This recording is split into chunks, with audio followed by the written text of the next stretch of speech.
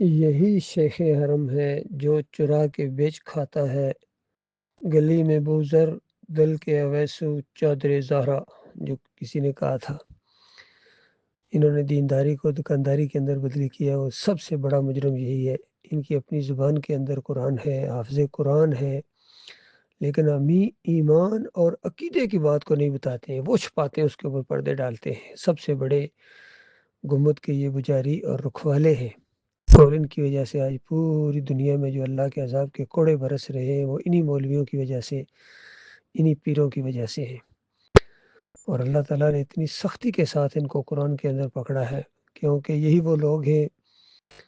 جب توحید کی آواز اٹھتی ہے تو سب سے زیادہ انہوں نے مخالفت کرنی ہوتی ہے، اور ایمان کے اوپر سب سے پہلا ڈاکہ ڈالنے والے یہی شیخ حرم ہے۔ تو اللہ تعالیٰ ان کو ہدایت دے۔ تقوی کی بات کر رہے ہیں، تقوی ایمان کے بغیر ممکن ہی نہیں ہے۔ ایمان خالص جب تک نہ ہو تو تقوی کا سوال ہی پیدا نہیں ہوتا ہے۔ باقی یہ جو رمضان کے مہینے کے بارے میں کہہ رہے ہیں کہ جلدی سے گزر گیا ہے، اور بھی باقی ہے وہ اس سے بھی زیادہ جلدی کے ساتھ گزرے گا، تو یہ مخلص مومنوں کے لیے ہے۔ مخلص مومنوں کے لیے یہ نیکیاں کمانے کا سیزن ہے، اپنی آخرت بنانے کا سیزن ہے، گناہ بخشوانے کا بہترین موقع ہے۔ چونکہ قرآن میں جس انداز سے مخاطب کیا گیا ہے وہ مخلص مومنوں کو کیا گیا ہے۔ یا ایھا الذین آمنوا کتب علیکم الصیام، اے مومنو جو اللہ کو مانتے ہو، اور یہ جو اللہ کے مانتے ہی نہیں ہیں، اپنی چلاتے ہیں، اپنے بڑوں کو، اپنے اکابرین کو مانتے ہیں، دین کے اوپر اجرت لیتے ہیں، نماز پڑھانے کے پیسہ لیتا ہے، تراویح پڑھانے کے پیسہ لیتا ہے، اذان دینے کے پیسہ لیتا ہے، پھر امت کے رکھوالے ہیں، تو یہ ساری اپنی چلاتے ہیں۔ آج جو دین ان کے اندر ہے، عربی مولوی ہوں یا اجمی مولوی ہوں، یہ قرآن اور حدیث کا دین نہیں ہے، یہ ان کے اپنے بڑوں کا دین ہے، ان کے اپنے نفس کا دین ہے۔ اسی وجہ سے ذلت اور خواری ان کے اوپر چھائی ہوئی ہے۔ یہودی بھی ان کو مارتا ہے، عیسائی مارتا ہے، اور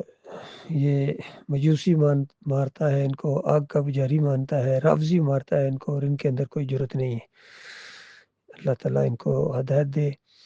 اور اللہ تعالیٰ دوسرے لوگوں کی آنکھیں کھولے کہ ان کو پہچانے۔ اب یہ امام تو کیا، یہ مقتدی بننے کے لائق نہیں رہے ہیں۔ یہ مسئلہ ہے، اصلی مسئلہ ہے، قرآن کا مسئلہ ہے، صحیح حدیث کا مسئلہ ہے۔ نبی علیہ السلام نے فرمایا من صام رمضان ایمان و احتساب، جس نے رمضان کے روزے رکھے ایمان و احتساب، زور دیا اس کے اوپر، کڑی شرط لگائی ہے کہ ایمان اس کا بالکل صحیح ہو، وہ اللہ کے علاوہ نہ کسی کو پکارتا ہو، نہ کسی کی نظر و نیاز کرتا ہو، نہ واسطے وسیلے کا قائل ہو، نہ جمہوریت کا قائل ہو، نہ تعویذ گنڈے کو مانتا ہو، نہ امام زامن کو مانتا ہو، نہ اکابرین کو مانتا ہو، نہ ان کو اپنا امام مانتا ہو، اجرتیوں کو، بدعقیدہ لوگوں کو۔ تو ایسے جو مخلص لوگ ہوتے ہیں ان کے اوپر اللہ تعالیٰ نے یہ مہینہ فرض کیا ہے صوم کا، اور انہی کی تربیت ہو رہی ہے، اور انہی کے لیے یہ کورس ہے گویا۔ تو اسی پر نبی علیہ السلام نے زور دیا کہ جس نے ایمان اور احتساب کے ساتھ یہ روزے رکھے اس کے پچھلے گناہ معاف کر دیے جاتے ہیں۔ پھر قیام اللیل کے بارے میں بھی فرمایا من قام رمضان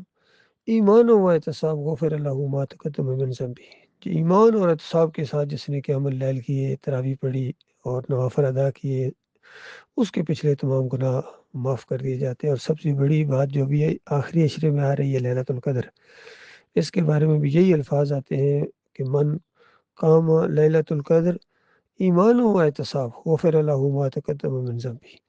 کہ جس نے قیام اللیل کیا اور لیلۃ القدر اس کو مل گئی،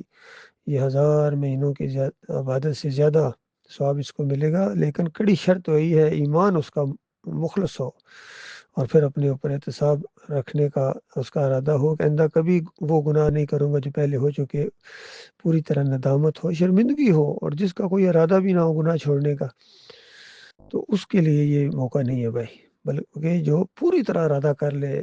مضبوط یقین کے ساتھ کہ اس سے پہلے جو میرے سے کوتاہیاں ہوئی ہیں مالک اب نہیں ہوں گی، اور اس کے اوپر جم جانے کا ارادہ ہو، ان کے پچھلے تمام گناہ معاف کر دیے جاتے ہیں۔ تو یہ معاملہ ہے اللہ کے بندوں۔